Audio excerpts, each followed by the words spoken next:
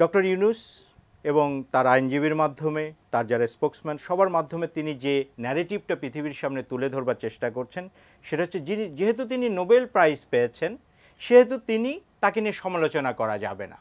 দেখুন, মার্কিন যুক্তরাষ্ট্রের একজন প্রেসিডেন্টেরও বিচার হচ্ছে। আমরা ডক্টর ইউনূস, ওনার কিন্তু উনি যা তুলে ধরতে চেয়েছেন তার মানে আমি এই বুঝিনি। তার মানে উনি বলেছেন যে যেহেতু ডক্টর ইউনূস নোবেল পুরস্কার পেয়েছেন, কেউ কেউ তাকে নিয়ে জেলাসি অনুভব করছে।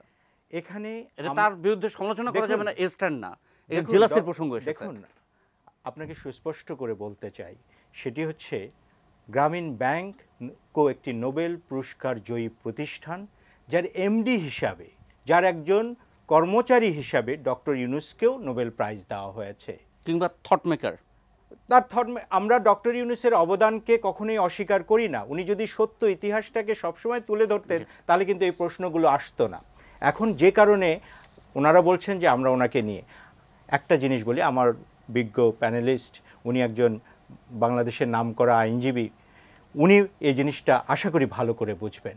সেটি হচ্ছে, আমাদের সামনে আপনি যদি একটা প্রতিষ্ঠানের নির্বাহী হন, আপনি যদি একটা প্রতিষ্ঠানের কর্তৃপক্ষ হন, আপনার সামনে যদি ওই প্রতিষ্ঠানের পক্ষ থেকে কারো ক্রিমিনাল লায়াবিলিটির তথ্য উপাত্ত আপনার সামনে যদি চলে আসে, সেক্ষেত্রে আপনার আইনগত বাধ্যবাধকতা আছে যথাযথ কর্তৃপক্ষকে জানানো। সেটা পুলিশ হতে পারে, আমাদের ক্ষেত্রে দুদক, অথবা কোর্টের কাছে আপনাকে নিয়ে যেতে হবে।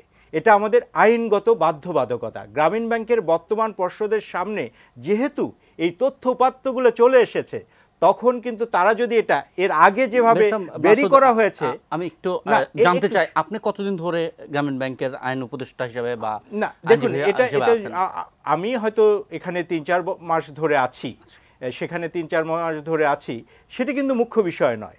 মুখ্য বিষয় হচ্ছে গ্রামীণ ব্যাংকের যে পরিচালনা পর্ষদ আছে, তাদের সামনে যে তথ্য উপাত্ত এবং দালিলিক প্রমাণগুলো এসেছে।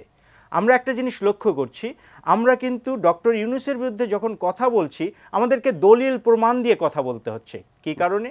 কারণ পাবলিক সেন্টিমেন্ট, জি, পাবলিক সেন্টিমেন্টের ব্যাপার আছে, আন্তর্জাতিক মিডিয়ার ব্যাপার আছে, তার অনেক সুয়ানুধ্যায়ী আছে।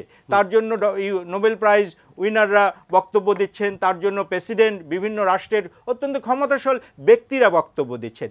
সেই ক্ষেত্রে আমরা যখন গ্রামীণ ব্যাংকের পক্ষ থেকে আমরা যে অভিযোগগুলো উত্থাপন করছি, তার একটিও বানানো নয়। আমাদের কাছে দালিলিক প্রমাণ এসেছে, আমরা এটি যথাযথ কর্তৃপক্ষকে দিয়েছি। যেহেতু ডক্টর ইউনূস একজন সরকারি কর্মকর্তার মর্যাদায় এমডি ছিলেন, সেহেতু এটা দুদকের কর্তৃপক্ষ, আমরা দুদককে দিয়েছি। দুদক কী করবে সেটা তাদের ব্যাপার।